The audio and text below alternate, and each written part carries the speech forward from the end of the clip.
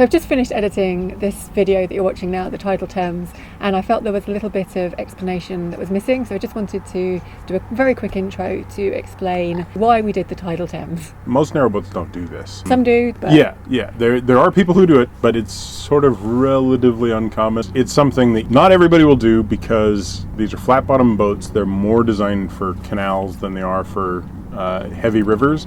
And this is not just a heavy river, it's a very tidal river. The Thames at Limehouse Lock at some points is down to mud, and halfway through the day will be meters up and really flowing hard. It's daunting because of the traffic, it's daunting because of the water itself, it's daunting because of the bridges that are in the way. It's a bit of a challenge, but it didn't seem like something that would be problematic or impossible. In fact, it looked kind of like fun, but you were abjectly terrified. On the day itself, I was very nervous, and so haven't necessarily got the best footage. We were cruising into the sun, so a lot of the images are in silhouette. We had the time lapse running on the GoPros. They're usually running it based on us doing canal speed, but we were going a lot faster, so the time lapses appear to run a lot faster, so that was a bit of a shame as well. I've made the best possible vlog I can with the footage that I had, so I hope you enjoy it. Ready? Yep. No, you're not ready. No, I'm not ready. She's not ready. She's not that all ready. So we're in Limehouse Basin. That's the lock that we're about to go through and onto the Thames. Yeah. We got a few more minutes, a little bit of time before they open it, and then we and the boat directly in front of us behind us, in front of us, boat-wise, we'll be going through and going up. And they've got a pilot because they're cowards, and we don't because we're not. We're as prepared as we're ever going to be. Props clear, gas is full, oil's changed. We've both got our life vests. We have some extra crew. George has been... He's abandoned ship. He's abandoned ship. He's been left in a comfortable home, and basically we'll just spend the whole day chasing a ball while we chase certain death.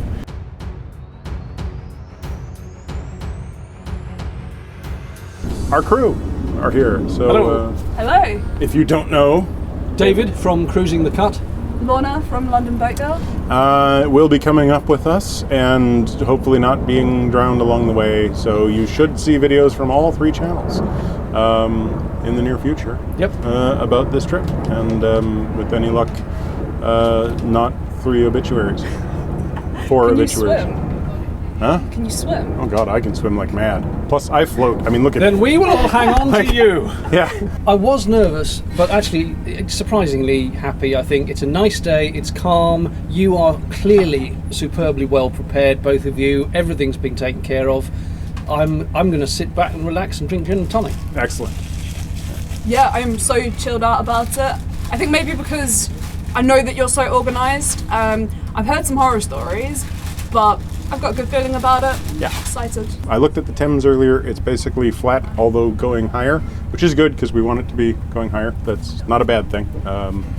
If it was going lower, we'd be being sucked out to sea, and we don't want that. We want to go that way. Hope you guys basically just get to relax and that we don't hit any bridge stanchions.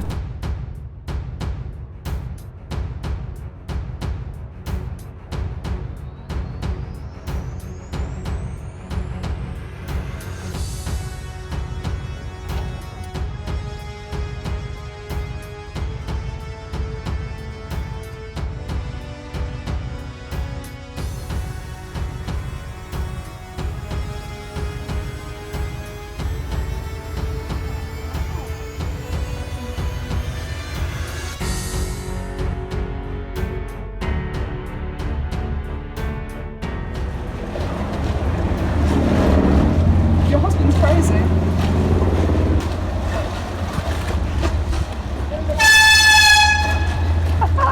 See how?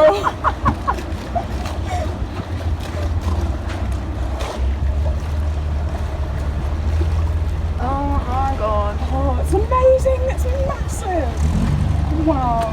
One of these things don't help. Holy crap, holy crap, holy crap, holy crap. Oh my god. Oh, there's no water coming in. Oh my god. Oh, there's water coming in.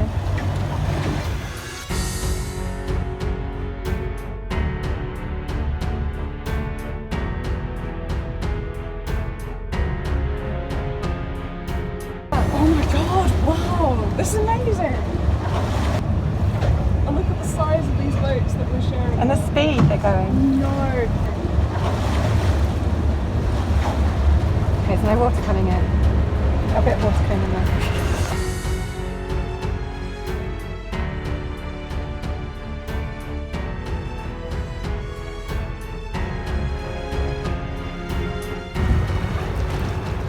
Quite wide, isn't it, Michelle? Yes.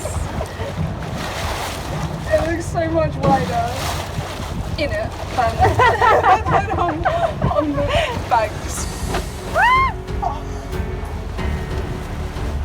So this way. I like to be dramatic.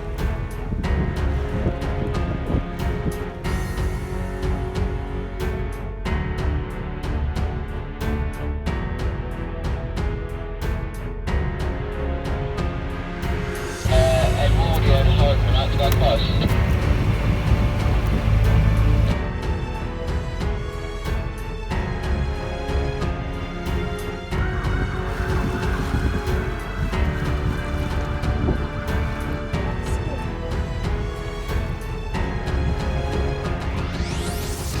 There's the Trader's Gate, and that is the closest I get to it.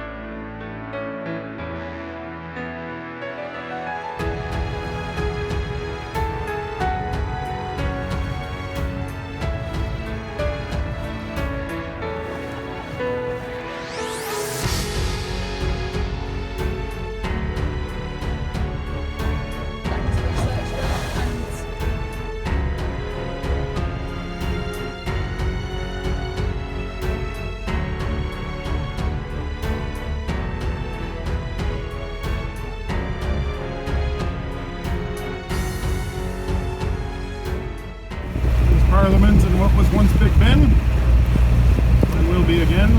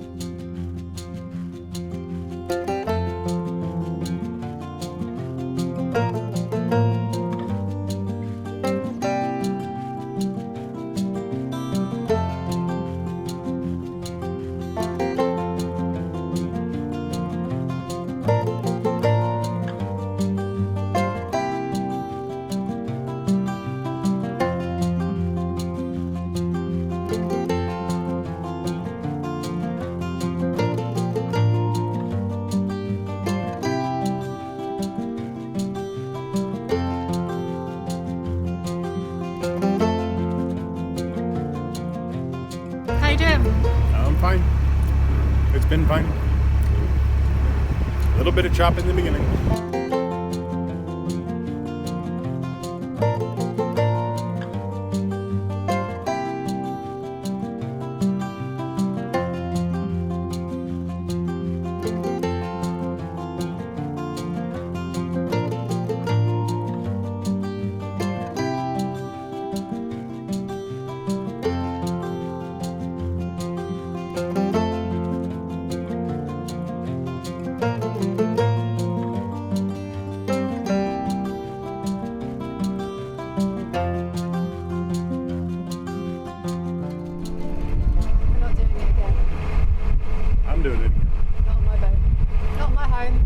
thing lets me rent myself out to other people. If anyone wants experience pilot, Yeah.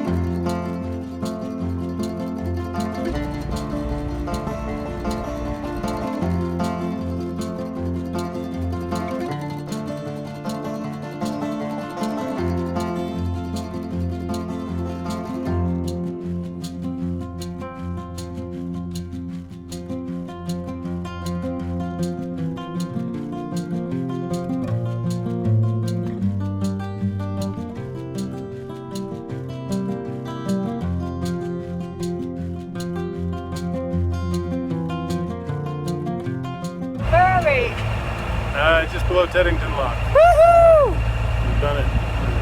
Woohoo! Thames veterans. Look, I can see the sign that says lock. Yeah. Joe's more happy than I am. I'm sad to leave the Thames. I want to go back, We're not leaving the Thames. do it again. Well, you know, leaving the tidal port. I want to go out to the Thames Thames Thames Barrier. Barrier, and then Belgium. So the good news is we're alive and we still have a house.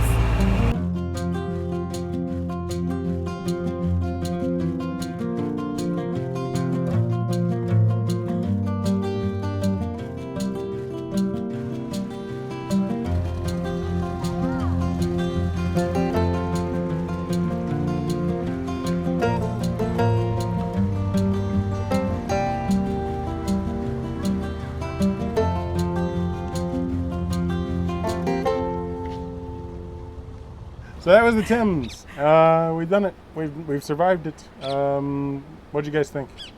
It was fun. It Yeah. was fun. It was unnerving, certainly at the start. Very choppy. The boat rolling around. A couple of times it did cross my mind as to whether the boat was going to take it, but after the first few rolls and recoveries, it seemed fine. So Yeah. yes, and once you'd got past central London, perfect. Just lovely river cruising. Really nice. Yeah, it's been just flat basically the entire Yeah. time. Right? Well done, you. Thank you, and the boat. It's, Yep. Thank you, Percy. And what do you think? The start was super scary. It was more scary than I thought it would be at the start, but just maybe the first 5 or 10 minutes. After that, I loved it. I loved every minute of it.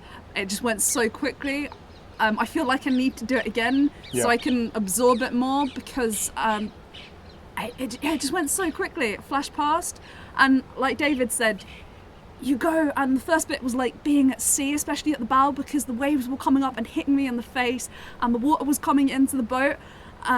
But then you get past Parliament, and especially once you get past Vauxhall Bridge, it was like a different river. Yeah. And as you go through all the different places, it just changes and becomes more calm, and like you're in a completely different city. Yeah. We turned out, we got onto the beginning part. I had a little bit of problem speeding up and everything. Figured out where I was, got sort of the groove in for speed. Those two boats came past where we had one large boat go this way and one large boat go that way, and we ended up in the place where the troughs kind of connected. Yeah. And I was like, okay, we're really rocking around. Then we had one of those rigid boats go past, and it did the same thing. Yeah, that's But then when Joe and I got as we lined shower. up for Tower Bridge, Yeah. I was like, oh, I'm relaxing enough to take a shot of Tower Bridge. Yeah. I'm posting to Facebook while I'm going. This can't be that bad.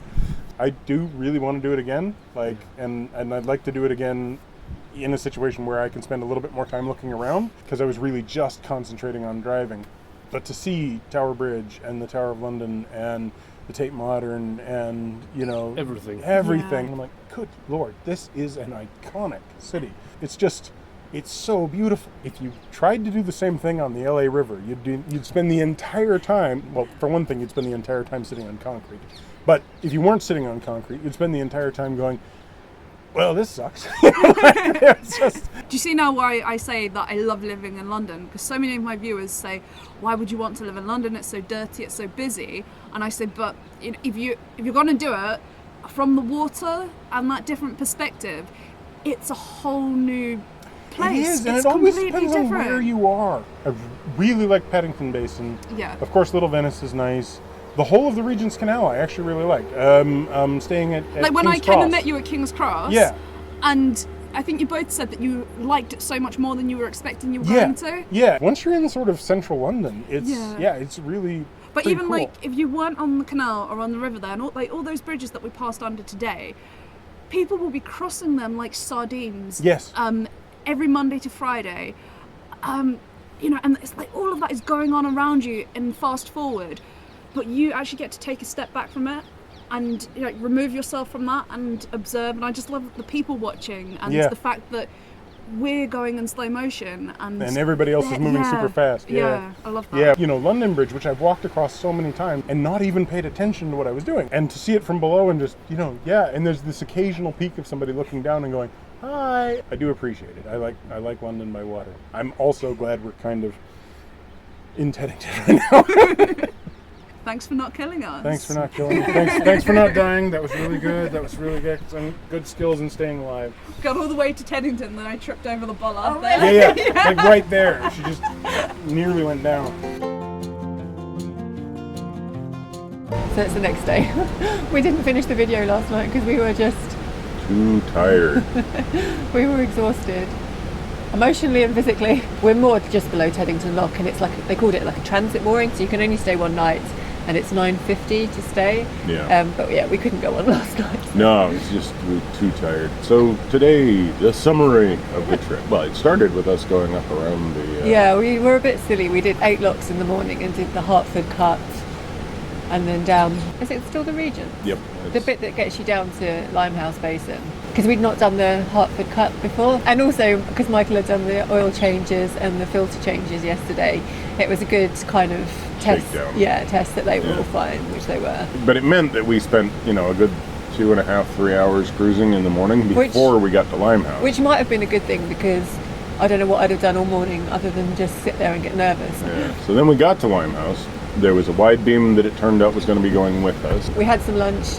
You did the weed hatch, pulled a couple of shirts off. So it's a good job you went down and did it. Lorna and David arrived in really good time. We were organised and we were totally ready to go. We were just sitting chatting, and then all of a sudden I noticed that the lights, because there's like traffic lights on the lock, the doors were open, the lights were on green. And the guy was waving us in. So I was like, quick! So we pulled into the lock, and a little bit of trouble getting tied onto the risers. Well, we They got weren't- tied on straight away. You got tied on straight away, then I had to come back and try to get my end tied on. And like, it's not done through sluices. Like the way they let the water out is they literally open the doors, and they opened it a crack, like a tiny little crack. You couldn't even, you could barely see light coming through it. And we just dropped. Yeah. We went down like that far in like a blink of an eye. And we started shifting around because the ropes weren't fully tight, so we started banging into the wall. So I got a bumper down on one end and then had to yell to Lorna to get a bumper down on the front. We got like most of the way down, like halfway down maybe, and then they opened the doors a bit more, and you could just see the water pouring out. And inside the lock, the water was like dead smooth, and outside it was just so choppy, and it was just bizarre to watch, knowing that you were going out onto those wild waters. And like seeing boats like whizzing past before we went out. So how was it pulling out? Because we let I don't know if you spoke to him, but the wide beam went first. We never did speak to him, but I was just like, I'll just follow the boat that's got a pilot, because Yeah. he knows what he's doing. Pulling out was just like pulling out of any lock, except that there's like maybe 100 feet and one bridge before you get to the actual turn. I don't remember any of this. So he goes through and he does this, whoo, that lets everybody know we're coming to a blind turn, right? Well, I get to the same point and I do this. And the guy on the boat in front of us just looks back like, what in God's name was that? I do remember that actually. So then it's like this hard right turn onto the actual water. For me, piloting it was a little weird because the front of the boat hits it. And it's like, whoop, we're going sideways. So you could feel that straight away. Oh yeah, it's like, we're definitely going that way. There's no choice. He rockets off.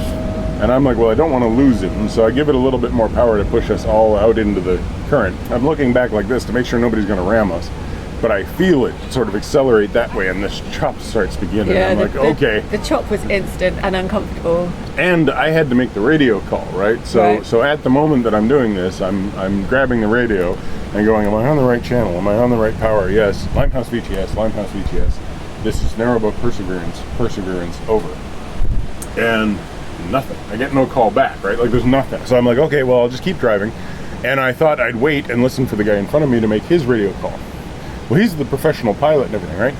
He never makes a radio call. Or that you heard of. Well, I was listening the whole time. Like, if he made the call, it wasn't on channel 14. These two passenger boats pass, and the two of them pass in such a way. The big ones. The big ones. Yeah. Yeah, and they kind of are going in opposite directions, and neither of them. At incredible speed. Well, not that incredible. No, they were about 7 knots. It wasn't really that fast. I'm used to narrowboat speed, Michael. Yeah, I know. So they're roughly double narrowboat speed. The passenger boats are going at about 8, and they're going in opposite directions. Essentially what happened was we got caught between the wake from one boat and the wake of another boat hitting each other. And this is like they magnified each other. This is pretty much immediately, like within pretty minutes. quick. So I'm one-handed with the hand on the tiller, one hand on the radio, going, well, I better turn us towards that wave, but there's a wave coming from over here, so and we end up sort of in a woof, and there was quite a bit of splash. The water like came up over the bow. It didn't come over the bow, but you could see the wave like kind of come up and go down again. But like the first time that happened, me and Lorna were both like, ah! And then Lorna was just like, oh, I didn't film it, and she was like willing another one to happen so she could film it. And then like after a while I was like, oh look, here comes a big wave, you can film it. And I'm like, what the hell am I talking about? I don't want another big wave. The big wave hit and we had this thing, and then all of a sudden it went very smooth. And I had didn't go traction. very smooth. But it went very smooth. You have less memory of this. And all of a sudden I had traction with the prop, because the one thing that had been really funny was we'd gone up like this, and then we'd gone down into the trough, and I heard the prop come out of the water and go, and I was just like, uh-oh. And then we hit the bottom, and I'm doing this cavitation where there's all these bubbles coming off, because the prop's spinning way too fast as it hits the surface. So I had to bring it back into neutral and then start back up again to get, and finding the right speed for the prop was a bit of a trick. And just as I kind of get the prop set, and I'm like, okay, good. And I make the call again, and this time they answer as this RIB boat goes shooting past us. And these RIBs are like passenger thrill boats, like they have like 16 or 20 seats. They Like, sit everybody down, and then they just do strapped in back and forth across the river. at and speed, yeah. So they're just trying to scare people, which means they're trying to scare us. And boom, boom, boom, and there was quite a bit of chop. So much chop, like But this was really over fairly quick. Because not quick enough. Not quick enough for you. I remember thinking like that first 5 minutes, I was like, because beforehand we'd said it would be bad until like Parliament. I was like, I can't do this till Parliament, like it's just too far. The bad part was really bad, and then it was just bad. It was really bad because Limehouse is positioned on a bow leg. It's positioned in this place where the river's basically coming up, and it goes around and narrows, and so it's speeding up as it narrows into Tower Bridge and London Bridge. By the time we get to Tower in London, we're moving faster, but there's way less chop. And we were less unlucky with the boats that were passing. Like there was one rib that went past and then turned around and came back again. Yeah. And I'm just like, are you kidding? The RIB boats are really a pain. We did get passed by one of the London Clippers, And that was going fast. It was going fast, but if you notice that one, it wasn't as wasn't bad. very much wave. Yeah. Same, there's the Thames Cruiser, which is like a big sort of Massive. passenger boat. Then there's the Clippers, which are catamaran ferry type thing.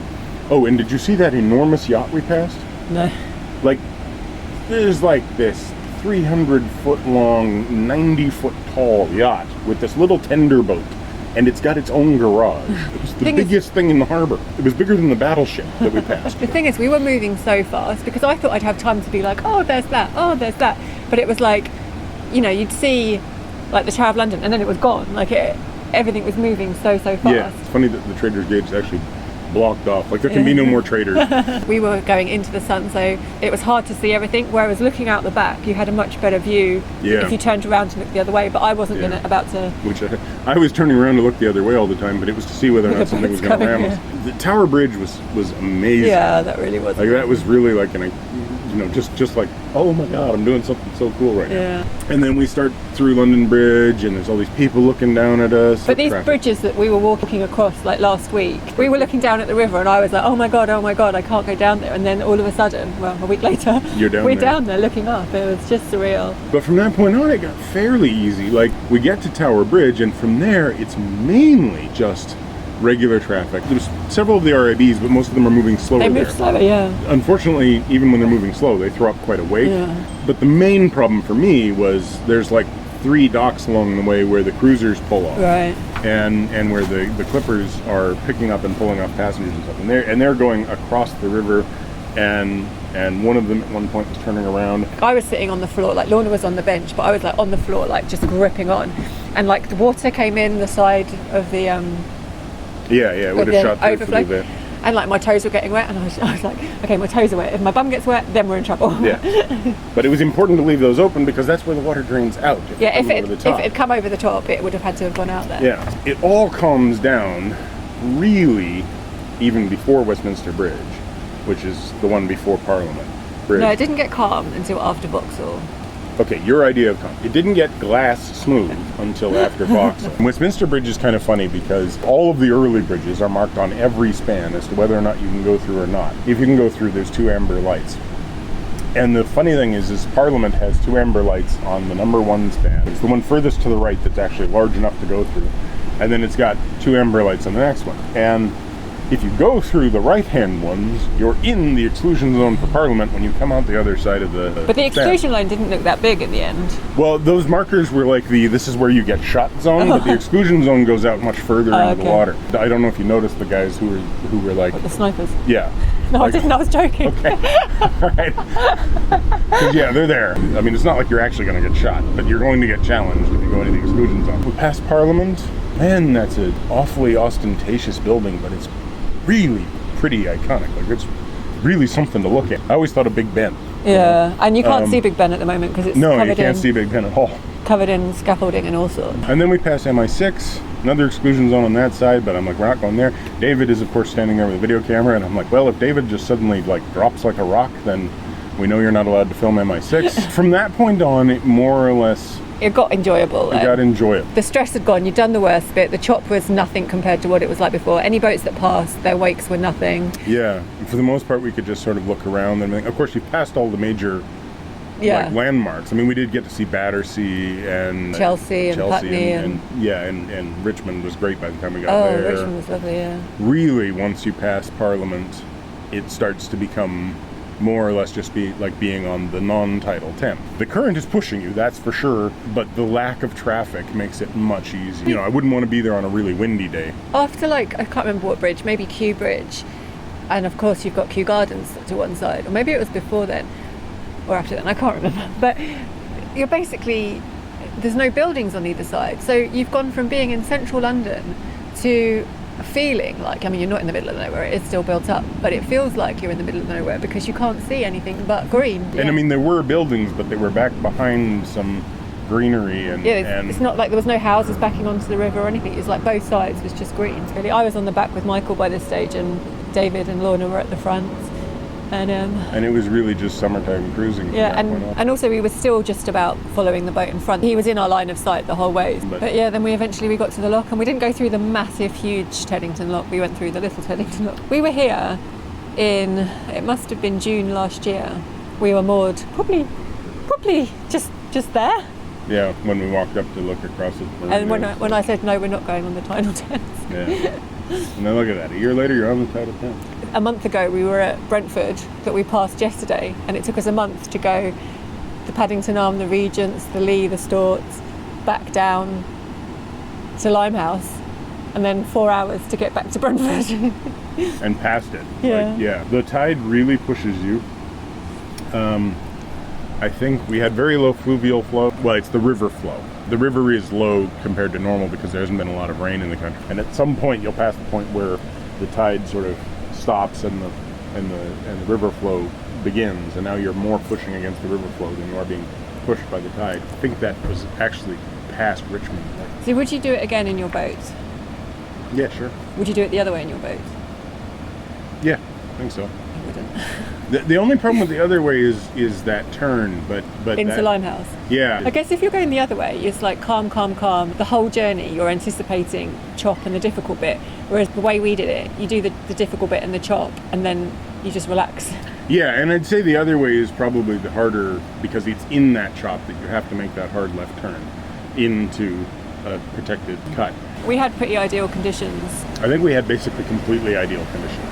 Other than a little bit of bad luck with with that one couple of boats. The two sine waves just kind of amplified each other instead of canceling each other. So we just were in the wrong place at the wrong time, but only for like 30 seconds. No, longer than that, 5 minutes. The majority of the trip up was incredibly easy and calm. Would you recommend other people do it? I totally recommend other people do it. From what I've read, it's worse when the fluvial flow is high. Like if the Thames is flooded, or not even flood, but if the Thames is heavy and you get to the point where the tide is really fighting against it, you get a lot more chop. Also, I wouldn't want to be out here in like really high wind.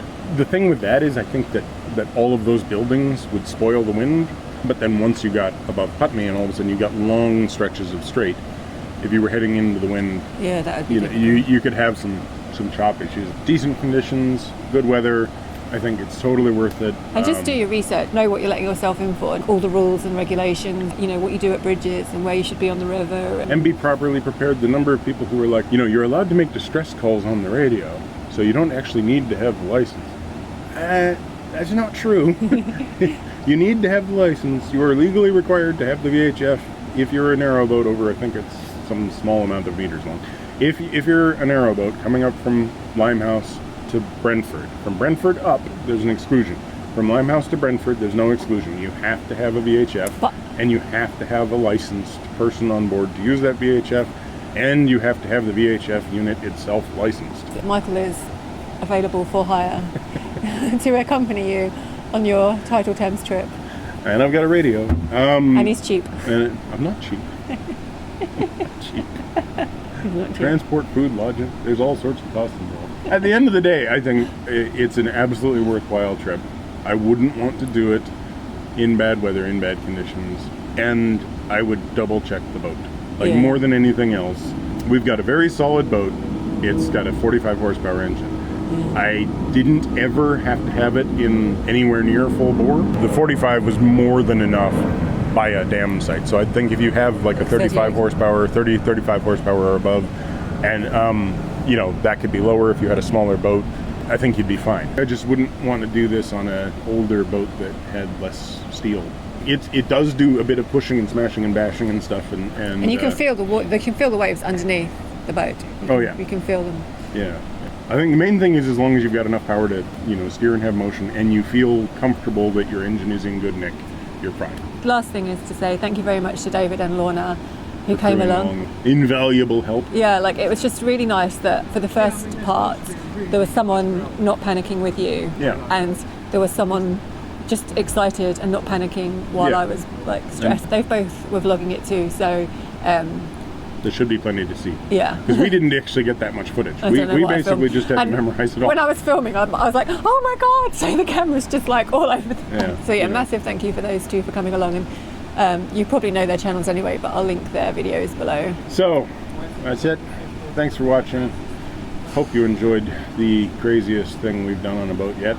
And the last crazy thing we're going to do. Until the watch, we get the wash is off. It's until not we get happening. to the wash. We are not doing the wash. or I go to Belgium You're not going to Belgium. or Ireland. Thanks for watching. Like, click, comment, hit the bell thing, and subscribe.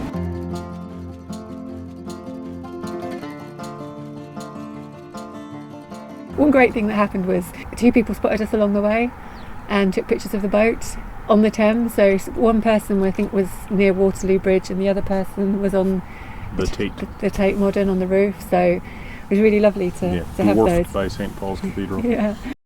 And the next video that's coming out is just a bit more detail about the preparations we made for the trip, so you can see kind of everything we did to get ourselves and the boat ready for the tidal Thames.